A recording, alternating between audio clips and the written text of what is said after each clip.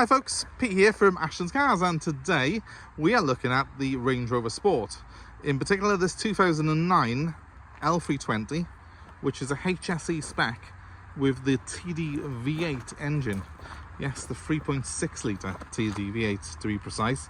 This is the engine that appears in the big brother of this car, the Range Rover full size, the L320. For this sort of model here, right the way up to about 2011. They didn't ever put the 4.4 litre TD V8 into the Sport, so this engine is actually the most powerful diesel that was fitted to the L320. And the L320 is a car that I've sold loads of them, and it's one of my favourite cars to use myself. It's one of my favourite cars really of all time. I've got very fond memories of these. So I'll take you around this particular one. It's a really nice example, done 103,000 miles. It's got the 20-inch black alloy wheels, which I think look very nice. And it's also got the black leather interior. And that's very desirable, sort of the black on black on these cars, because they do so many different colours. Black was always very popular, but a lot of them came with a cream interior. And a lot of people I know who have these Range Rovers, they don't want a cream interior because they're getting in and out of it sometimes with dirty overalls on, that sort of thing. The black on black tends to be the one that people want because it always looks good and it hides a multitude of sins.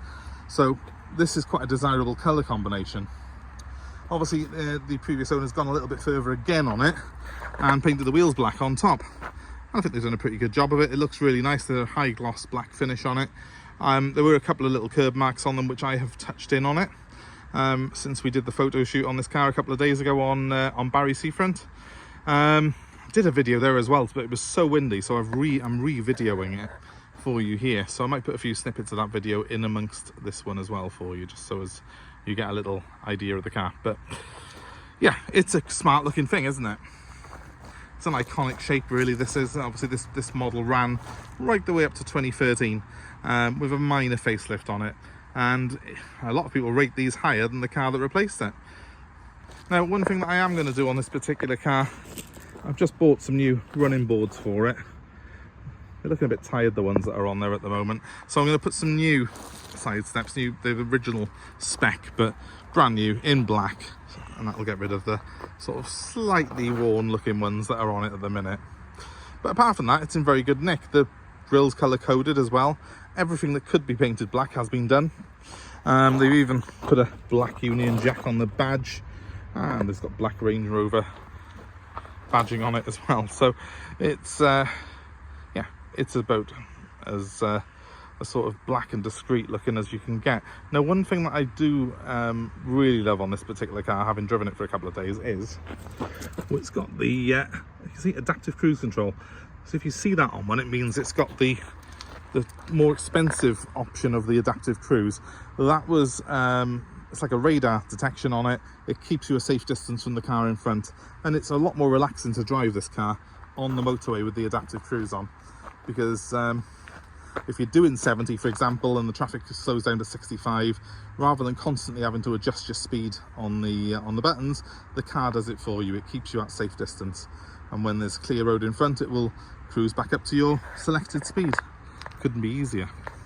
It's all very well as well for sort of keeping you safe and legal really when you're behind the wheel. And talking of safe and legal, this car does come with things like the Bluetooth phone kit on it, all the standard, all the things that I look for in one really. On the more fun side, it's got rear entertainment, it's got a DVD system on it, which I'll show you in just a second, and it's even got the fridge, which is central mounted on these. I'll show you all that now. Now, the main difference for me between the Sport and the normal one, obviously this is a little bit smaller than a full fat Range Rover, but it's still a big car. It's about 5 meters long. But you have got a different tailgate design. Some prefer this, some prefer the full fat. You can make your own mind up. What I do like is that hatch, because you can just stack your stuff up in it, chuck it in. It's really easy to use, and as you can see, this one's very, very clean.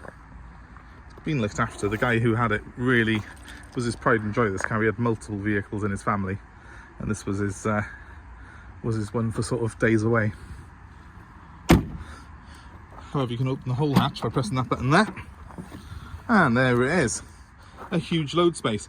And of course the seats do tumble forward to make it even bigger again. It's got things like 12-volt sockets in there as well, which are quite handy. And you will see on the back bumper there are sensors.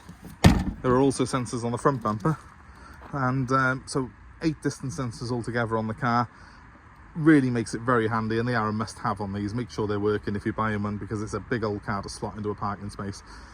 This one is all working, and I've been using it, as I say myself. I've enjoyed driving it actually. It's nice to get back behind the wheel of one of these, especially with that V8 engine. So here's the back. Plenty of black leather, little bit of wood panelling. In the middle there you've got some central controls for the heating and the heated seats, as well as some sockets which you can plug a game system in and watch it on the rear headrest, because it's got the screens built in. So that's quite a cool addition to this car. It's all in pretty good condition. I mean, it's a 15-year-old car with 103,000 miles on it, and for its age and mileage it's pretty exceptional. Now here's the front. Plenty of wood on this one, which looks really good. Plenty of leather. An aftermarket phone kit there, but that's been serving me quite well just to hold my phone. And of course it has got the built-in Bluetooth for your phone as well, this car, so that's a great sort of thing that it has. There's the wood panelling. It's all in very good condition, that. I'm not sure if it's real wood or not, but it looks nice. And of course it's got the Harman Kardon hi-fi upgrade, which I think they all tend to have on the HSEs, but still, it makes a great sound. Even by modern standards, that's a fantastic stereo. Now, just slotting myself in behind the wheel of the car, and what I'm going to do is just very quickly turn this on. One of the reasons I'm redoing this video is because the one the other day you couldn't really even hear me talking, let alone the V8 rumbling. Let's have a listen to this V8, because it really is the star of the show in this car.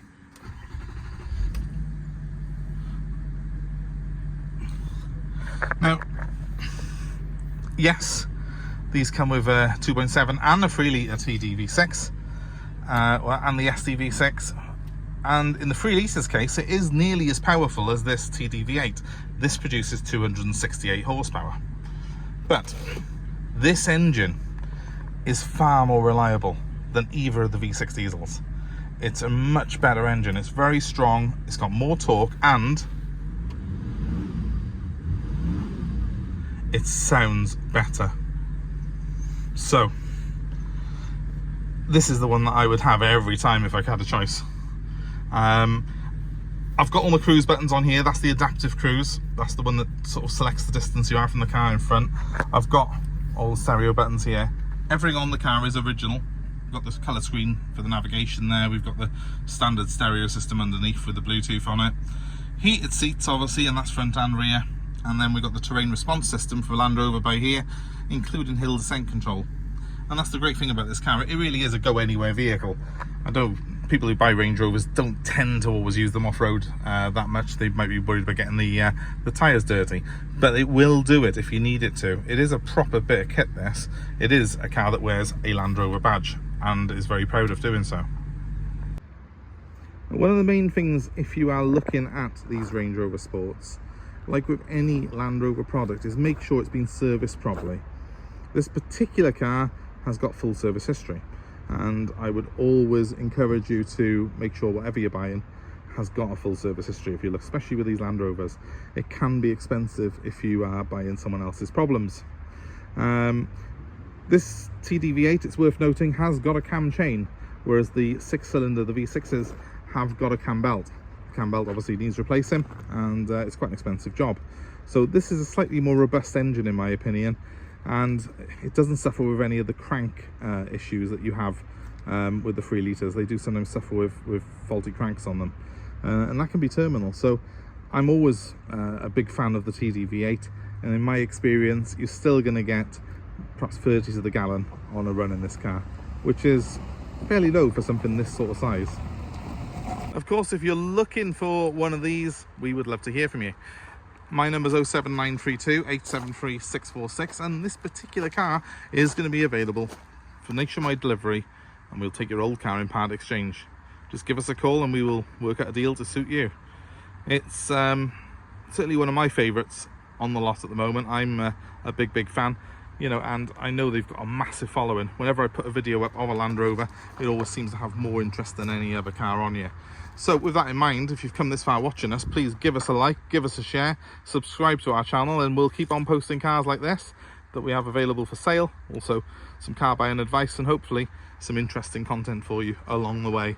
So please don't just watch, subscribe, hit the notifications. It really does help us run this channel and is very much appreciated. Thanks ever so much for watching. Hope it's been of interest to you. Hope you like the Range Rover Sport that we've got here. And please comment below and let us know your own ownership experiences. Dare I ask for some ownership experiences of Land Rovers? I know I'm going to have the one who bought a cheap one down the pub off his mate that had never been serviced and it cost him a fortune. There's always someone.